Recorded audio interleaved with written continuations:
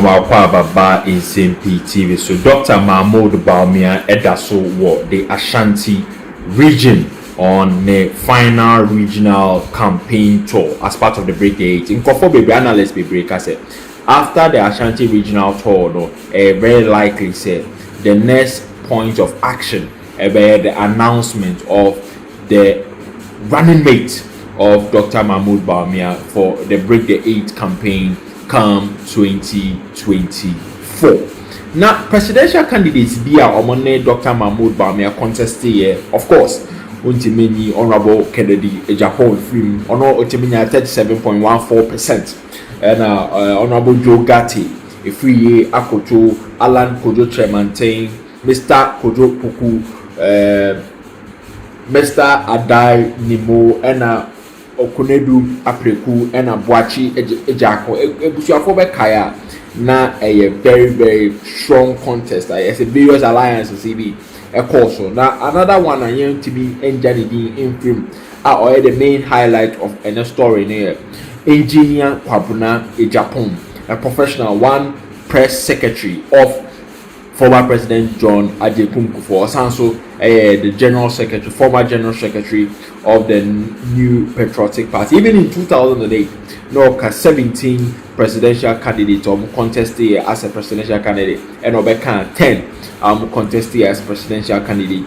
In 2000, the pedigree in the New Patriotic Party, and that from cry. According to MP for English, from Mr. Alex Tete, Honorable Kennedy Agyapong a strong hint. So, Obefree, the United States of America, I'll joining Dr. Mahmoud Bawumia campaign now, because we observe it, and I want a campaign, also campaign campaign the momentum is on an upward trajectory. Now, and on Honorable Kwabena Agyapong, Engineer Kwabena Agyapong, asserting the pace with professionals. Kumasi Maimun, because Honorable Dr. Mahmoud Bawumia said, obey president on the private sector, especially in the mining sector as well as government infrastructure. So government for ABC road project and as a hostel facility be a just some loan normally see now later then you increase public debt. Also now no you bet me according to agreement with the private sector. No more mercy, no more charge at it almost about now at the less burden at so the government sector. So and on engineer Kwabena Agyapong on the professionals the bekasa no ma introductory remarks and sana Dr. Mahmoud Bawumia bekasa na besha brofo eyefe de engineer Kwabena Agyapong watch say he has been in this political game for a long time. Now Oyobia it comes with so much pedigree. Yengotie engineer Kwabena Agyapong introductory remarks from Kumasi Amontin so in welcoming Dr. Mahmoud Bawumia so on private sector engineers the various professionals as part of the campaign for the Break the 8 2024 Asante Kumasi in the Ashanti region. Excellency, permit me to stand on existing protocols. I feel very humbled and proud to be amongst my colleagues, professionals, and really excited about the energy in the room and the fact that these great many minds have stayed in this country and worked hard for this country despite the difficulties that we face as a people. It's quite clear that we can all help Dr. Bawumia usher in a new chapter in Ghana's life. It's all about how we are dedicated to the values as a people, how we can recalibrate our values, our thinking, our determination to work for the collective. And look at the energy in this room. I feel assured that Ghana is in your safe hands. We need to lead the people, share our passion for our country, our dedication to our flag of Ghana, and of course, everybody needs to be compensated properly. But the likes of you who have decided to stay in this country and work hard as professionals, we are the examples to show to the rest of the country that it is possible to be able to change our country. I have very strong confidence in the leadership of a man who has such high personal integrity, humility, vitality, ideas, intellect. And I do believe with him, we have a chance to change this country, bring about ethical society, ethical work, values of our country. And as patriots of this country, it is those values that are going to animate what we do going forward. So once again, I want to thank your president, the chairman of the professionals in Kumasi, the efficient and effective way he's mobilized you. And I do believe with solid leadership, pure motives, and good intentions from our leader, inshallah, Ghana will be good once again. May God bless all of us. And I take this opportunity, as I said, to introduce the man who I believe is the right person for this time in our country. A man of action, a man who has ideas, a man who has vitality, the man who has humility. Let's put our hands together for Dr. Mahmoud Bawumia. Thank you. Thank you very much, Kwabena. I really appreciate it.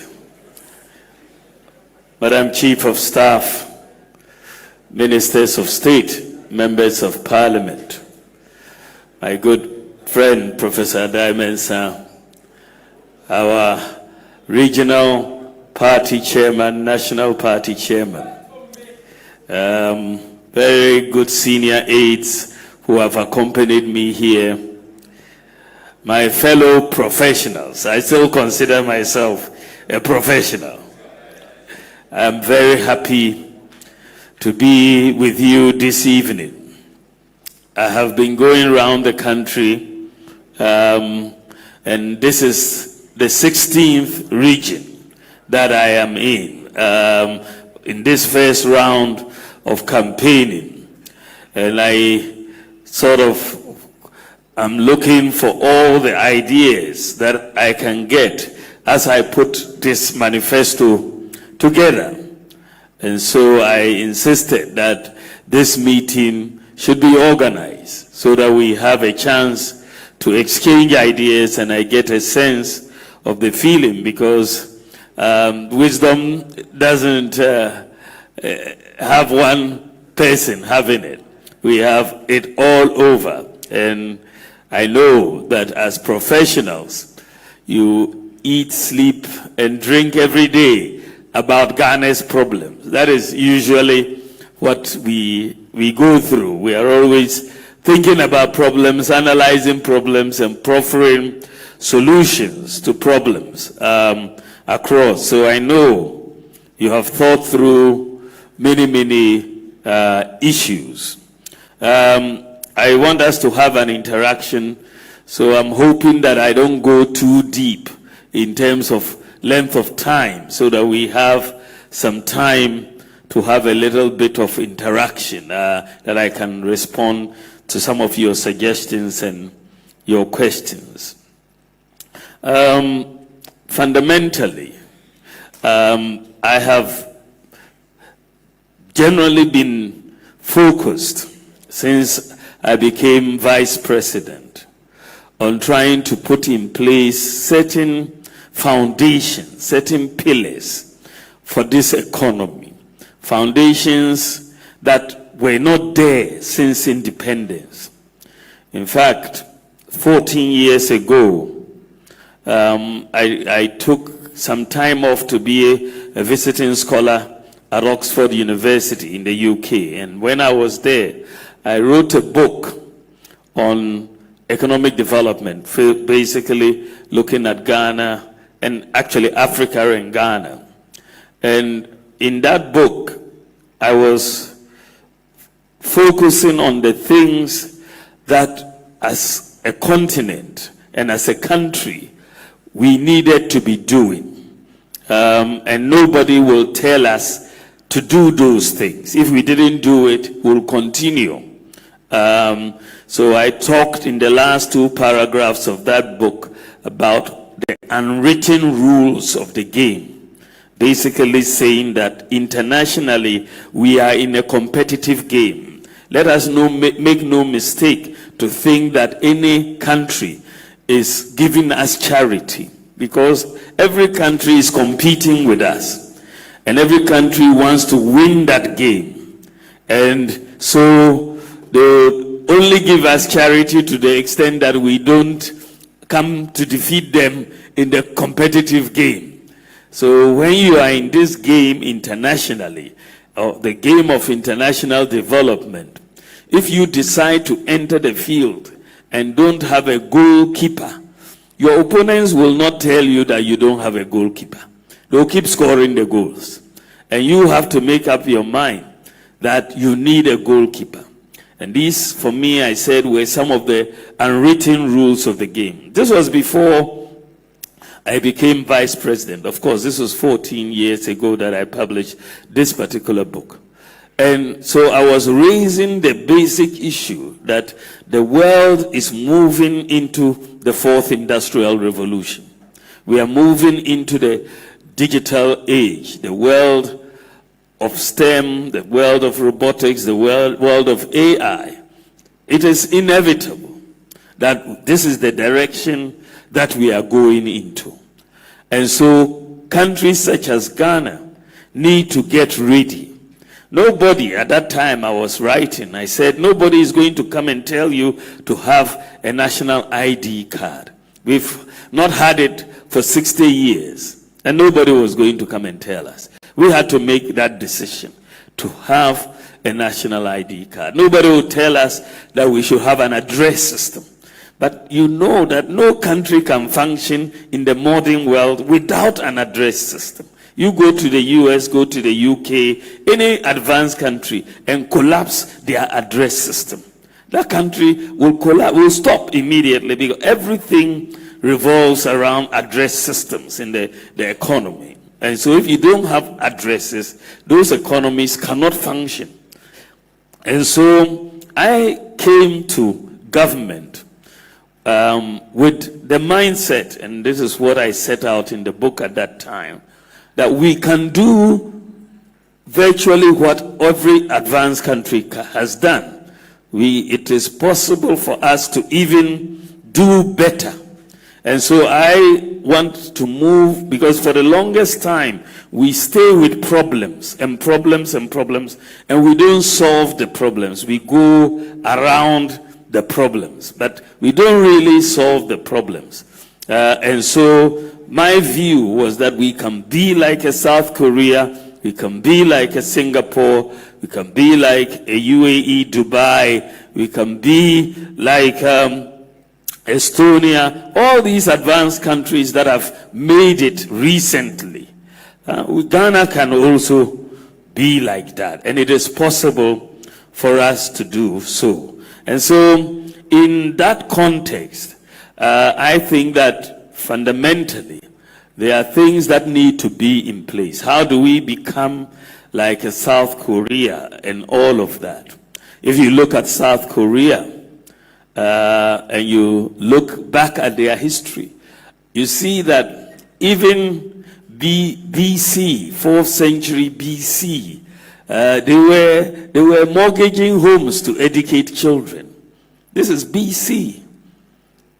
South Korea, they took education that seriously, that people were mortgaging their homes to educate their children. If you want to look at countries that have done well, the data is clear, the evidence is clear. Gross tertiary enrollment ratio has been a key definer of countries that have done well globally. Their gross tertiary enrollment ratio is very high. You look at South Korea today, their gross tertiary education enrollment ratio is about 94%. Educum, is that not correct? If you said it's not correct, I will sack you.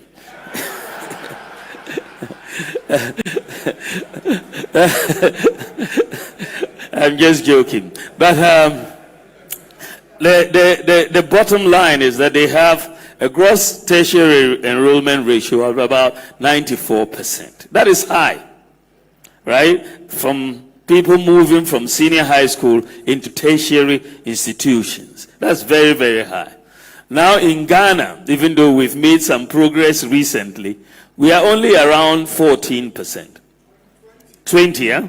So we moved from 14 to 20. Okay. So just look at the gap. 94% versus 20%. This is your competition. So you see that we still have a long way to go. And so when we came into office, it was very clear that the education side, we needed to focus on it. That if we are going to compete globally, the education was important. When we came into office, the president asked me, one of the first questions he asked me, says, Mamadou, can we do free senior high school this year? That is 2017. And I said, yes, Mr. President, we can do it. It is possible for us to do free senior high school this year. And so we quickly arranged the budget to make sure we could do free senior high school education. And I'm glad that we started it in the very first year. There were arguments about whether we should wait and all of that. But we started it. Started with enrollment at the end of 2016 of 800,000 senior high school students. By the end of 2023, after 7 years of free SHS, we had moved from 800,000 to 1.4 million students in the senior high school. So after 60 years, we were at 800,000, and in just 7 years, we added 600,000, a 75% increase. That tells you that there was a problem, really. There was a problem. So many were not able to go to senior high school because of the problems of funding. And we were able to get a lot more people into senior high school, a 75% increase. But also, qualitatively, we now have more girls enrolling in senior high school than boys, which is very, very important. At the end of 2016, for every 100 boys, we had 68 girls. At the end of 2023, for every 100 boys, we have 106 girls. So today, in the middle classes are finding it very difficult in finding mates in their homes. That is really an issue for the middle, because the parents of the girls have come and taken them to school. And so there is a problem in there. But not only that, the performance of the students has gone up. Core 6 WACSI subjects pass rate in 2016, pass rate was 41%. The core 6. 2023 pass rate is 64%. So you've seen a major improvement. And our worry that the more you open the space, the lower the performance. That has always been the concern. The quality will drop. But we seem to have defied that gravity, and rather performance has gone up. We've followed it up recently, thanks to Educhum, that we have provided tablets to all senior high school students. We are distributing them. I know very soon I'll get to Opokuwari Wednesday and distribute the tablets to the students over there. And we are the first country in the continent that I know of that is distributing tablets with all the textbooks and everything on these things. So it's very, very good for us in Ghana. I think we've also started STEM, building STEM schools. We've also started TVET. We've invested more in TVET than any other government. Over spending some 6 billion Ghana cedis over the last 7 years in TVET education. And we've made TVET also free.